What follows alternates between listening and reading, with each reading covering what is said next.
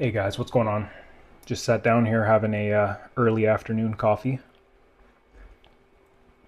Something I wanted to talk about today was the importance of financial literacy. Especially, I think it's even more important if you're planning on walking away from your job or like an early retirement, as some of us would call it. When you're retiring at 65 with a full pension and you're going to be eligible for your, in Canada, old age security CPP right away, and maybe your mortgage is paid off, in that scenario your financial education or knowledge does not have to be that high. Like, you've got fixed income coming in every month that covers the bills and covers what you've been living off of, basically. So in that scenario, I don't see financial literacy as being all that important. Obviously, the more the better anyways, but it's not necessarily make or break. When you start to talk about a 30, 40, 50-year runway, or in my case, I've quit my job at 35, like I could potentially have a 50 to 60-year runway. Good luck with health and everything like that. It becomes a lot more important to understand what's going on and to have the knowledge in place to know what's normal, what's not normal, like how things work. I know people can hear a simple rule, like say the 4% rule, and they can just go, oh, okay, I can pull 4%, adjust for inflation, whatever. But if they're not familiar with like taxation, if they're not familiar with drawdown strategies, like which accounts to attack first, what age to take their old age security, CPP, etc., like there's just no way you can really optimize what you're doing. So, as I say, the earlier that you're planning on pulling the plug, and like the more involved you want to be with your portfolio and with your overall financial plan, the greater impact your financial literacy will have. Now, what brought this to mind for me was I sat down at the start of this month, as I do every month since I quit working, and I told myself that this would be a monthly thing. I would sit down after the mortgage payment comes out and tally up our accounts and just watch the trend and just kind of see how things are progressing. What I noticed is we're up like roughly $60,000. I don't have the exact number, but at first I was kind of like, whoa, like that's unexpected. We lost my paycheck and I was the larger earner of the two of us. And yet we're up $60,000 since I've quit working. How, like, I don't want to say how is that possible, because I know how it's possible, but it's still kind of a shock.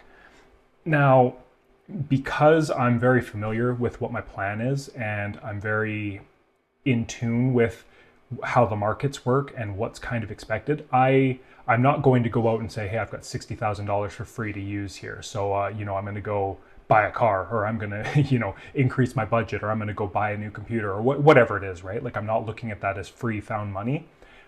What I know is there is sequence of return risk, and the market will be cyclical over time. I know we could be up 20% this year and down 30 the next. So if anything, I'm banking these gains right now, and it is a little sigh of relief. Like, it is like, okay, we're getting off to a good start, because obviously people who retired in say 2020 would know if your portfolio starts to tank immediately after retiring, that can be a huge problem. And if you run a sequence of return risk like calculator, you'll see what I'm talking about.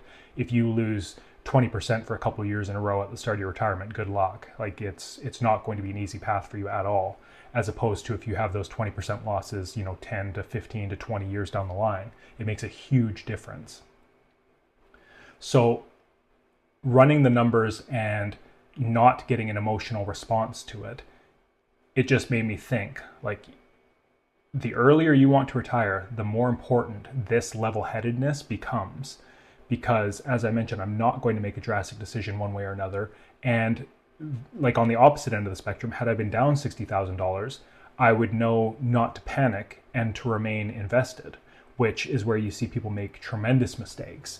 If you're down $60,000 and you go, I got to stop this, like, I'm retired, I don't have a paycheck, I'm going to pull out of my stocks and I'm going to go into, cash or gold or whatever, you can sabotage your entire retirement through, a couple of bad moves, or one bad move if it's a big enough bad move.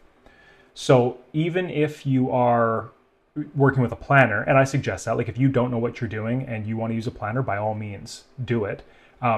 Be aware of the drag on your portfolio and overall plan. So, if you're paying assets under management or something like that, and you're paying 1%, 2%, whatever it is, like, be aware that over a 50-year period, you are using up a lot of your own funds to pay for that planner. I'd probably, right, this is getting off topic here, but I'd probably recommend doing like a fee-only advisor where, you pay a few $1,000s or whatever it is, depending on how much money you have and depending on the plan, and have somebody look things over for you and kind of help you or guide you. That's probably a better way to go than be consistently yearly or monthly paying out assets under management. But that's besides the point. But even if you are going through somebody with, a planner, you need to know what they're talking about and what the overall picture is, so that when things go bad, you're not going, well, my planner sucks, or my portfolio guy, whoever's handling my money, like, everyone says, oh, I have a guy. Well, so that you don't go, my guy sucks, he's down 20% this year, I'm going to move. And then you go to somebody else who promises you, oh, I won't lose 20%, I'll put you all in gold. I don't know why anyone would do that, but you get what I'm saying, right? It's like, you don't know what's happening, you panic because you're down money, you pull it out from whoever or whatever you've got it in now, you throw it into another person's fund who claims the same won't happen. Then all of a sudden the rebound starts to happen and you're stuck in gold, or you're 60% bonds, or whatever it is, right? So that's why it's so important for you, even if someone else is managing, to have an understanding of what's going on, so that you don't make these decisions that will torpedo your portfolio and your overall plan.